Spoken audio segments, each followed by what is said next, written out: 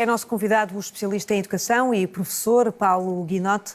Professor, boa noite. Obrigada por estar connosco. Que ano letivo é que antecipa na escola pública? Neste momento não é fácil antecipar como é que vai ser o ano letivo, porque o ano letivo anterior não resolveu a maior parte dos problemas que existiam. Sejam aqueles que têm a mais visibilidade, que foram as greves dos professores, as manifestações e as queixas dos professores, e talvez aqueles que são menos visíveis e talvez que o Ministério tenta ocultar, que é a sistémica falta de professores nos últimos 5, 6 anos, até pré-pandemia, e as dificuldades enormes com que as escolas se debatem para acompanhar a transição digital, portanto, todo esse processo, para, de alguma forma, dar apoio aos alunos que mais necessitam, porque muita coisa não foi prevista a tempo. Durante muito tempo ouvimos dizer que o número de alunos estava a diminuir. E esse cálculo foi feito de uma forma que não teve atenção que as variáveis variam. E nós, neste momento, temos um acréscimo de alunos para os quais são necessários apoios extras, portanto, alunos que são imigrantes, alunos que vêm não apenas de países de língua portuguesa, mas também de outros países, e que precisam de um apoio para o qual as escolas têm projetos, mas esses projetos precisam de pessoas qualificadas, precisam de pessoas que tenham experiência para lidar com essas situações, e isso nós, neste momento, não temos os meios suficientes para o fazer. O que acontece muitas vezes é uma cosmética do sucesso escolar. Isso também tem tido uma continuidade na última década, pelo menos, e, portanto, é um ano letivo que começa sob a sombra, quer dos problemas da carreira dos professores, quer dos problemas do outro pessoal não docente e dos técnicos das escolas, mas principalmente do ponto de vista dos alunos, com muitas complicações por falta de perspectiva adequada do Ministro da Educação, da equipa da Educação, do Governo, que pensa que a coisa se resolve com remendos, baixando os créditos necessários para alguém dar aulas, remendando aqui uma coisa, remendando ali outra. Mas o Ministro da Educação veio dizer que 95% das colocações estavam resolvidas. A questão é os outros 5%, que impacto é que têm nas escolas? O problema é que não são 5%. Para já, temos que ver que estes números à norte-coreana valem o que valem. O ano passado tinham sido 97,7%. Portanto, neste caso, até perdemos 2,7% em relação ao ano passado. O problema é que as colocações muitas vezes são fictícias. São pessoas que estão colocadas muitas vezes em escolas, mas que sabemos que estão de baixa prolongada. Ou seja, não são abertas vagas para pessoas que, por exemplo, estão numa baixa prolongada, que interromperam ou não durante as férias, mas a 1 de setembro essa vaga não aparece. E o sistema sabe isso, o Estado sabe isso? O Estado sabe isso porque as escolas descarregam em plataformas digitais todos esses dados. Reparemos uma coisa, foi feita uma vinculação. Este ano passou-se uma coisa inédita na educação em Portugal. Um concurso externo para vinculação de professores que deixou vagas por preencher.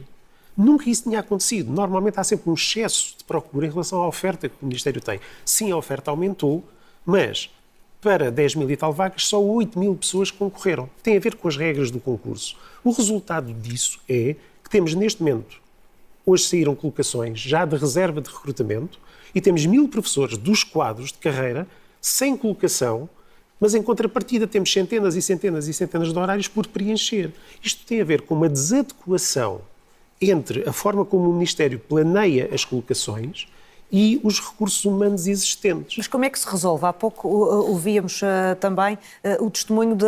Há professores que não concorrem para determinadas áreas, zonas geográficas, tendo em conta a atual situação do país, a inflação, o custo da habitação, e, portanto, como é que se resolve esse problema e se melhora essa gestão? Temos que ver que o Ministro dizia há pouco que a falta de professores é uma coisa localizada. Sim, mas é localizada na Grande Lisboa, no Algarve e em zonas muito populosas, onde há muitos alunos. Portanto, isso é a mesma coisa que dizer, isso só acontece no país e o país é a China. Portanto, não faz sequer sentido o que ele diz. O problema é que há um excesso, digamos assim, de professores a norte do Mondego, vamos dizer assim, ou nem vou dizer a norte do Tejo, onde neste momento existem professores em escolas que não têm turmas atribuídas, e em contrapartida temos do Mondego para baixo, especialmente na zona do Tejo e no Algarve, escolas que precisam de professores, mas não os têm porque é caro alugar uma casa ou alugar um quarto ou andar a deslocar-se com o preço dos combustíveis que agora existe, com aquilo que recebe um professor contratado em início de carreira. Temos sempre que terem atenção, e isto tem sido uma coisa que parece difícil de transmitir, há profissões que têm apoios à fixação dos seus profissionais. Os professores não têm esse tipo de apoios. E a vinculação que foi feita este ano, chamada vinculação dinâmica, é uma vinculação para já que não cumpriu 2 princípios. Uma delas, o Ministro da Educação disse que iriam existir 63 quadros de zona pedagógica e os professores ficariam em pequenas zonas. Isso não aconteceu. Mas não foram alargadas essas Não, esses continuamos com quadros os 10 antigos. Portanto, foram prometidos 63, levámos meses a ouvir isso, temos os 10 antigos. Então temos um Ministro da Educação a mentir? É assim, eu não me importo dizer que ele está a mentir. Há quem tenha problemas em dizer que é uma mentira. Digamos assim, para não dizer que é uma mentira, digamos que é um inconseguimento que ele tem na sua relação com a realidade e com os números. Não vamos dizer que é mentiroso, provavelmente, se calhar, não está bem informado. Eu acho que está, mas isso é outra coisa. A questão é a seguinte, ou se abrem as vagas onde elas existem e se criam condições para os professores se deslocarem, nós, neste momento, falamos muito do custo dos quartos para os alunos universitários. 400, 500, 600 euros por um quarto. É o mesmo que paga um professor. Ora, se o professor recebe 1.000 euros limpos, se paga 500 por um quarto, se ainda por cima está deslocado, eu tive colegas que vieram de Viseu, de Ponte Lima, dar aulas para a margem sul, temos que perceber que isso não é atrativo. E porquê que isto também não é atrativo? Porque ao longo dos anos criou-se um mito que havia professores a mais.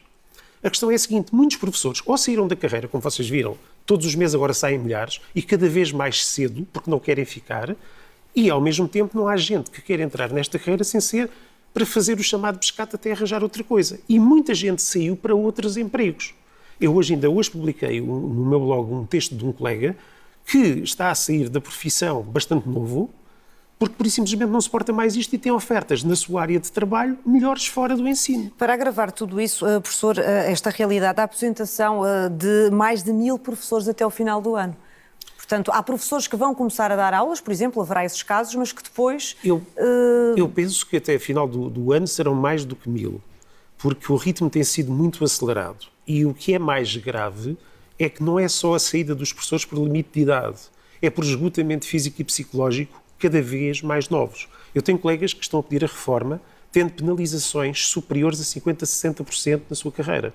Quando muitas vezes se faz aquela questão da recuperação do tempo de serviço, não é para nós irmos ganhar mais dinheiro agora. Muitas vezes é para assegurar uma aposentação que seja minimamente digna. Porque é estranho que uma pessoa tenha uma carreira de 40 anos no ensino, vamos imaginar, começou a dar aulas aos 23, eu comecei aos 21, mas pronto, interrompi, e aos 62, 63 anos vai-se reformar com uma reforma inferior a 1.000 euros, sendo que isso é já um ponto, qualquer coisa, ordenado mínimo. Essa pessoa teve 40 anos de carreira contributiva.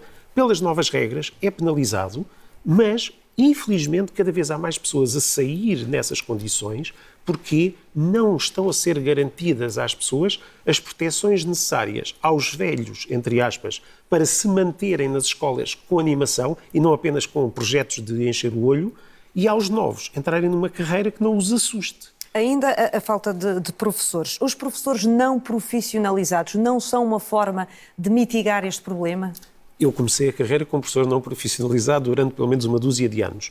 É uma forma, mas temos que reparar o seguinte. Por exemplo, quando eu comecei a dar aulas, eu tinha que ter pelo menos 12 cadeiras anuais. Isso significava que eu teria que ter acabado o 3º ano ou perto disso. Neste momento está-se a pedir o equivalente quase a um ano apenas de semestres, que ainda por cima são licenciaturas de tipo muito generalista. Eu sei que nós temos baixado, especialmente no ensino básico, cada vez mais os padrões de exigência e que cada vez mais se tenta acabar com a avaliação externa das aprendizagens para não se notar que isto está em queda.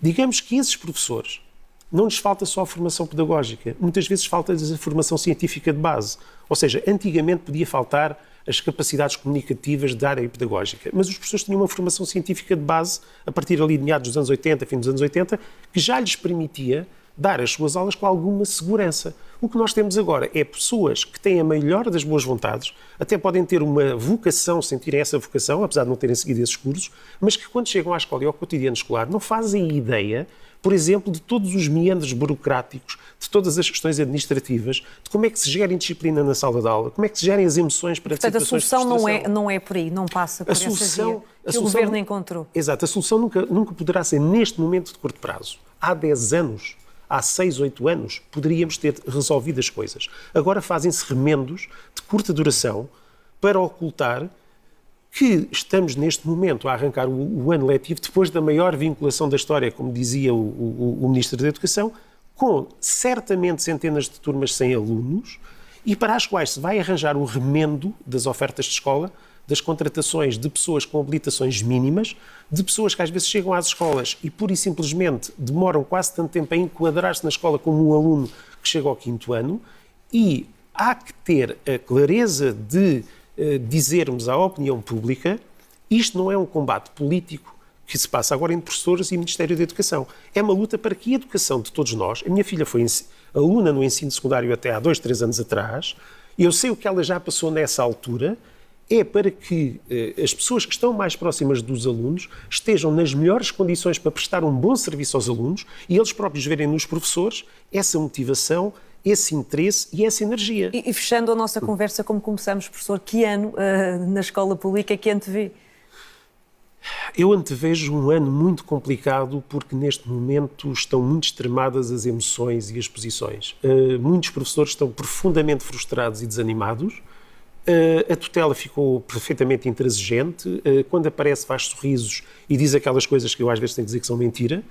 E os alunos têm estado a ser relegados para um segundo plano na gestão dos recursos humanos das escolas. E a própria gestão das escolas tem-se preocupado mais em criar projetos que deem pontos à gestão escolar e que tornem as direções mais bem vistas junto da tutela, do que propriamente preocupar-se com as competências e as aprendizagens dos alunos. Eu, como professor, que o sou há décadas, consigo perceber, na média e longa duração, aquilo que se tentado a passar. E, infelizmente, eu gostava que não fosse assim. Gostava de não ter aquele discurso derrotista, isto cada vez está pior. Porque houve períodos que não esteve pior.